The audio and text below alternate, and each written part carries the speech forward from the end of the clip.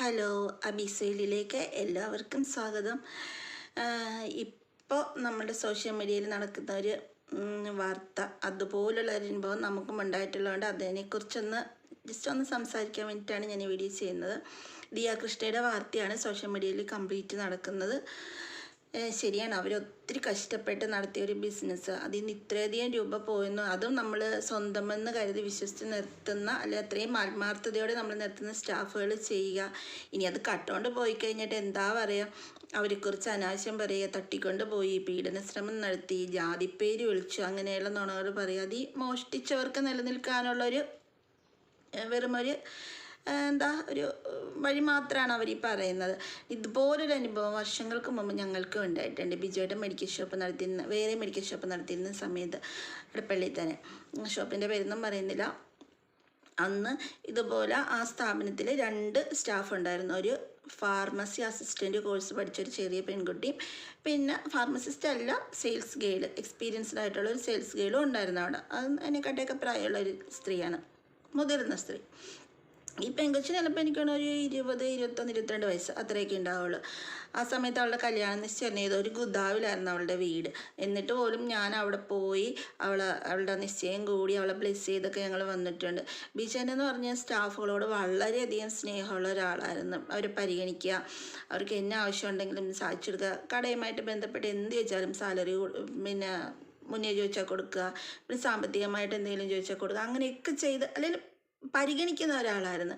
ഇപ്പം ഞാനാണെങ്കിൽ ഓണവും വിഷുവും ക്രിസ്മസും ഒക്കെ ഉണ്ടാകുമ്പം ഞാൻ ഒറ്റയ്ക്ക് പോയിട്ടാണ് ഈ തുണിക്കടയിൽ പോയിട്ട് ഇവർക്കൊക്കെ ഡ്രസ്സ് വാങ്ങിച്ചുകൊണ്ട് കൊടുക്കുക, അങ്ങനെയൊക്കെ ചെയ്യുമായിരുന്നു. പിന്നെ വീട്ടിൽ ഫുഡ് ഉണ്ടാക്കുമ്പോൾ ബിജുവേട്ടന് ഫുഡ് കൊണ്ടുപോകുമ്പോൾ ഞാൻ ഇവർക്കുള്ള കറികൾ വേറെയാക്കി കൊണ്ടുപോകും. കാരണം നമ്മൾ സ്റ്റാഫ് എന്നതിനേക്കാളും ഉപരി നമ്മളുടെ ഒരു സഹോദരങ്ങളെപ്പോലെ തന്നെ നമ്മളും കണ്ടിരുന്നത്. അങ്ങനെ ഇരിക്കുമ്പോൾ ഒരു ദിവസം ബിജുവേട്ടൻ വന്നിട്ട് പറഞ്ഞ്, അനുമോളെ പൈസ പോകുന്നുണ്ടെന്ന് തോന്നണം, എങ്ങനെ പോകണമെന്ന് മനസ്സിലാകുന്നില്ലെന്ന് പറഞ്ഞ്. അപ്പോൾ നമ്മൾ പെണ്ണുങ്ങൾക്കാണല്ലോ പെട്ടെന്ന് മനസ്സിലാണ്. അപ്പം ഞാൻ അവരെടുക്കുന്നുണ്ട്, അപ്പം പിന്നെ പോങ്ങട്, അങ്ങനെയല്ല, നമ്മളൊന്നും കാണാണ്ട് പറയണത് ശരിയല്ലല്ലോ എന്ന് പറഞ്ഞ്. അങ്ങനെ എന്ത് ചെയ്തു, ബിജുവേട്ടൻ പിറ്റേ ദിവസം പൈസ പോയിട്ടുണ്ടെന്ന് മനസ്സിലായി. അത് കുറേ ദിവസമായിട്ട് പുള്ളിക്കാരന് മനസ്സിലായി. പക്ഷെ പുള്ളിക്കാരൻ ഈ പറഞ്ഞ മാതിരി എങ്ങനെ ഇവരോട് ചോദിക്കും, അല്ലെങ്കിൽ പിന്നെ ഇവർക്കത് വിഷമമാകുമോ, ഇനി ഇവരിത് എടുത്തിട്ടില്ലെങ്കിൽ എന്ത് ചെയ്യും, അങ്ങനെയൊക്കെ ഉള്ള ഒരു മനപ്രയാസം കാരണം പുള്ളി ചോദിച്ചില്ല. പക്ഷെ പുള്ളിക്കത് ഭയങ്കര വിഷമമായിരുന്നു. അങ്ങനെ ഇരുന്നപ്പോൾ എന്ത് ചെയ്ത് അപ്പം അന്ന് ആ കടയിൽ ആ സമയത്ത് CCTV ഉണ്ടായില്ല. അപ്പോൾ പുള്ളി എന്ത് ചെയ്ത്, പുള്ളിയുടെ മൊബൈൽ റെക്കോർഡ് ഓണാക്കി വെച്ചിട്ട്, അപ്പം ഒരു ഫ്രീ ടൈമൊക്കെ കിട്ടുമ്പോൾ തൊട്ടടുത്തുള്ള പച്ചക്കറി കട അവിടെയൊക്കെ പോയിട്ട് ഇങ്ങനെ വർത്തമാനം പറയാൻ വേണ്ടി നിൽക്കും. ആ സമയത്താണ് അപ്പം ഇവർക്ക് ഒരാൾ കടയിൽ നിന്ന് ഇങ്ങനെ എത്തി നോക്കിയാൽ ബീച്ചേട്ടൻ പിന്നെ കടയിൽ നിന്ന് തിരിച്ച് മെഡിക്കൽ ഷോപ്പിലേക്ക് വരുന്നത് ഇവർക്ക് കാണാൻ പറ്റും. അപ്പം ഒരാളിങ്ങനെ നോക്കി നിൽക്കും, മറ്റേ ആൾ എടുക്കും, അങ്ങനെ ആയിരുന്ന രീതി. അങ്ങനെ ബീച്ചേട്ടൻ എന്ത് ചെയ്ത്, ഈ വോയിസ് റെക്കോർഡ് ആവാൻ വേണ്ടിയിട്ട് മൊബൈൽ ഇങ്ങനെ ഓണാക്കി വെച്ചിട്ട് പച്ചക്കറി കടയിൽ പോയി നിന്നപ്പോഴത്തേക്കും ഇവളിങ്ങനെ എത്തി നോക്കുന്നതൊക്കെ ബീച്ചേട്ടൻ കാണുന്നുണ്ട്. അങ്ങനെ ബീച്ചേട്ടൻ തിരിച്ച് വന്നു കഴിഞ്ഞ് ഇവർ പോയി കഴിഞ്ഞപ്പോൾ മൊബൈൽ എടുത്ത് റെക്കോർഡ് ഓണാക്കിയപ്പോൾ ശരിയാണ്, ഇവർ പൈസ എടുക്കുന്നത്. പക്ഷെ അതിൻ്റെ വോയിസ് മാത്രമേ ഇതിനകത്തുള്ളൂ. എടുക്കാം. അപ്പം മറ്റേ പണി ചേച്ചി ഇത് പിടിക്കപ്പെടുമോ ചേച്ചി എപ്പോഴെങ്കിലും എന്ന് ചോദിച്ചാൽ, അപ്പം മറ്റേ ചേച്ചിക്ക് ഇത് എക്സ്പീരിയൻസ്ഡ് ആയിട്ടുള്ള ചേച്ചിയാണ്. അപ്പം ചേച്ചി പറഞ്ഞ്, ഇല്ല ഇത് പിടിക്കത്തൊന്നും ഇല്ല, പിടിക്കാനാണ് ഇത്രയും കാലമായിട്ട് പിടിച്ചില്ലല്ലോ. അപ്പോൾ കുറേ കാലമായിട്ട് ഈ പണി ചെയ്തുകൊണ്ടിരിക്കുവാണ്. അന്നേരം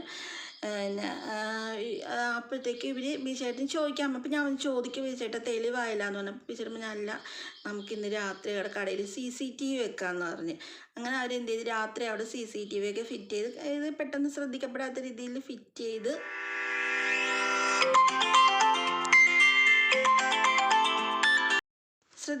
രീതിയിലൊക്കെ CCTV ഒക്കെ ഫിറ്റ് ചെയ്ത് എന്താ ചെയ്താൽ ഇവർ പോയി. അങ്ങനെ പിറ്റേ ദിവസവും വന്ന് ബിജയുടെ പിറ്റേ ദിവസം എന്നത്തെ പോലെ തന്നെ അവരോട് നല്ല ഫ്രീ ആയിട്ട് ഇടപെട്ട് അങ്ങനെ നിന്ന്. അങ്ങനെ ബിജയുടെ ഇതുപോലെ പുറത്തോട്ട് പോയപ്പോൾ അവർ വീണ്ടും അവരുടെ കലാപരിപാടി അവർ ചെയ്ത് കഴിഞ്ഞിട്ട് അതിൻ്റെ പിറ്റേ ദിവസം അപ്പം ഞാൻ ബീച്ചയുടെ ഇനി പോലീസിൽ കേസ് കൊടുക്കാമെന്ന് പറഞ്ഞു. അപ്പോൾ ബീച്ചയുടെ പറഞ്ഞു, മറ്റേ പെണ്ണിന് കല്യാണം ഇങ്ങനെ നിശ്ചയം കഴിഞ്ഞിരിക്കണില്ലേ, നമ്മൾ പോലീസ് കേസ് കൊടുത്ത് അവളുടെ കല്യാണമൊക്കെ ഒഴിഞ്ഞു പോയാൽ എന്ത് ചെയ്യും, അതുകൊണ്ട് നമുക്ക് അവരോട് നേരിട്ട് ചോദിക്കാം. അതും ഞാൻ ഒറ്റയ്ക്ക് ചോദിക്കുന്നില്ല, പുള്ളിക്ക് പേടി. നമുക്ക് അങ്ങനെ രാഷ്ട്രീയവുമായിട്ട് ബന്ധപ്പെട്ട ഒരാളാണ് വിളിച്ച് കാര്യങ്ങളൊക്കെ അപ്പം ഇതൊക്കെ കാണിച്ചു കൊടുത്തു. അവർക്കും അതിൻ്റെ സത്യാവസ്ഥ അറിഞ്ഞാലേ ഇടപെടാൻ പറ്റുള്ളൂ. അങ്ങനെ അവരതെല്ലാം നോക്കി ബീച്ചേട്ടൻ 2-3 ഫ്രണ്ട്സൊക്കെ ആയിട്ട് ഇവർ ചോദിക്കാൻ ചെന്നപ്പോഴത്തേക്കും അല്ലേ എത്രയും നാൾ ബീച്ചേട്ടാന്ന് വിളിച്ചുകൊണ്ടിരുന്ന പെണ്ണുങ്ങളുടെ നാവിൻ്റെ ഒരു നീളം അപ്പോൾ അവരെന്താ ബീച്ചേട്ടനെ പറയാത്ത ചീത്തയില്ല, ബീച്ചേട്ടൻ ചെയ്യാത്ത കുറ്റമില്ല, അങ്ങേയറ്റം ബീച്ചേട്ടൻ ഇവരോട് മോശമായിട്ട് പെരുമാറിയപ്പോൾ ഇവർ സമ്മതിക്കാത്തത് കൊണ്ട് ബിജു വൈരാഗ്യം തീർക്കാൻ പറഞ്ഞുണ്ടാക്കുന്നതെന്നാണ് ഇവരുടെ ലാസ്റ്റത്തെ സ്റ്റേറ്റ്മെൻറ്റ്. ഓക്കെ, സമ്മതിച്ച്. അപ്പം അങ്ങനെയാണെങ്കിൽ ബിജുവേട്ടനെതിരെ ആക്ഷൻ എടുക്കണമല്ല എന്നാൽ കൂടെ നിന്ന് ആളൊക്കെ പറഞ്ഞപ്പോൾ ഇവർക്ക് ഭയങ്കര ഇൻട്രസ്റ്റ് ആയി. വന്ന ഒരു ബിജുവിനെതിരെയാണ് പറയണത് അന്ന് ഭയങ്കര ഇൻട്രസ്റ്റ് ഒക്കെ ആയിട്ട് അവർ എല്ലാം സേഫായി. അവർ പറയാത്ത കുറ്റമില്ല. ബിജുവേട്ടൻ പറയും, ഞാൻ അത്ഭുതപ്പെട്ടു പോയി എൻ്റെ അനിമോളെ, കാരണം എനിക്ക് ഇത്രയും കുറ്റം ഉണ്ടായിരുന്നെന്ന് ഞാനെന്നാണ് അറിയണേന്ന് പുള്ളി പറയുക. എന്നിട്ട് എന്താ ചെയ്തത്, ലാസ്റ്റാണ് ഈ CCTV വിഷ്വൽസ് ഇവർക്ക് കാണിച്ചു കൊടുക്കുന്നത്. അപ്പോൾ ഈ കുറ്റികൾ ആകെപ്പാടെ പെട്ടുപോയതുപോലെ ആയാലോ. ഈ പറഞ്ഞതും വെറുതെ ആണെന്ന് മനസ്സിലായി, ചെയ്ത കാര്യവും നാട്ടുകാരറിഞ്ഞു. ഇപ്പോൾ വിചാരം പറഞ്ഞ് ഞാനിത് മുഴുവൻ പരസ്യപ്പെടുത്തും അങ്ങനെയാണ് ഇങ്ങനെയാണെന്നൊക്കെ പറയും. പക്ഷെ പുള്ളി ചെയ്യത്തില്ല അത്. അങ്ങനെ എന്താ പിന്നെ പറഞ്ഞ് ഞാൻ മറ്റേ ചെറിയവന് ചേട്ടാ എൻ്റെ കല്യാണമാണ് ചേട്ടാ, പറയല്ലേ ചേട്ടാ, അങ്ങനെയാണ് ഇങ്ങനെയാണ് തേങ്ങനും അങ്ങനെ എന്നൊക്കെ പറഞ്ഞ് അങ്ങനെ രണ്ടുപേരെയും പറ്റി എനിക്കൊരു എടുത്ത പൈസയിൽ കുറച്ചെങ്ങാനും കൊടുത്തെന്ന് തോന്നുന്നു, അത് ഞാൻ ക്ലിയറായിട്ട് ഓർക്കുന്നില്ല. അങ്ങനെ പിന്നെ രണ്ടുപേരെയും പറഞ്ഞ് വിട്ട് അങ്ങനെ അവിടുന്ന്. അപ്പം ഇങ്ങനത്തെ പ്രശ്നങ്ങൾ നമ്മളൊരു സ്ഥാപനം നടത്തുന്ന സമയത്ത് ഇങ്ങനെയുള്ള പ്രശ്നങ്ങൾ ഇഷ്ടംപോലെ ഉണ്ടാകും. നമ്മൾ ശ്രദ്ധിക്കപ്പെടണം. നമ്മുടെ സ്ഥാപനമാണ് അത്, നമ്മുടെ അത്രയും നമ്മൾ കാശ് മുടക്കി ചെയ്യുന്നതിൻ്റെ വിഷമം ഒരിക്കലും സ്റ്റാഫുകൾക്ക് ഉണ്ടാകണമെന്നൊരു നിർബന്ധവും ഇല്ല. അപ്പം അത് നമ്മളാണ് ശ്രദ്ധിക്കേണ്ടത്. ഇപ്പം എന്ത് ചെയ്യാനാണ്, നമ്മൾ എത്ര ശ്രദ്ധിച്ചാലും പഠിച്ച കള്ളികളോ കള്ളന്മാരൊക്കെ ഉണ്ടെങ്കിൽ അവർ അത് ചെയ്യാനുള്ളത് ചെയ്യും. ഇപ്പം എന്തായാലും അവരുടെ കയ്യിൽ അത്രയും തെളിവുണ്ട്, അവരുടെ ഭാഗത്താണ് ന്യായം, ആ ന്യായം വിജയിക്കണമെന്ന് തന്നെയാണ് എൻ്റെ ആഗ്രഹം. കാരണം ഒരു സ്ഥാപനം നടത്തുന്നവർക്ക് അതിൻ്റെ വിഷമം എന്താണെന്ന് അറിയാൻ പറ്റത്തുള്ളൂ. പ്രത്യേകിച്ച് ആ പെണ്ണ് 8 മാസം 9 മാസം പ്രഗ്നൻ്റ് ആയിട്ടിരിക്കുന്ന സമയം. പക്ഷെ ഞാനതുകൊണ്ട് ഈ സ്ഥാപനം തുടങ്ങിയപ്പോൾ സമയത്ത് അവിടെ സെയിലുണ്ടോ ഇല്ലയെന്നൊന്നും നോക്കിയില്ല. ഷോപ്പ് നിറയെ CCTV വെച്ചായിരുന്നു.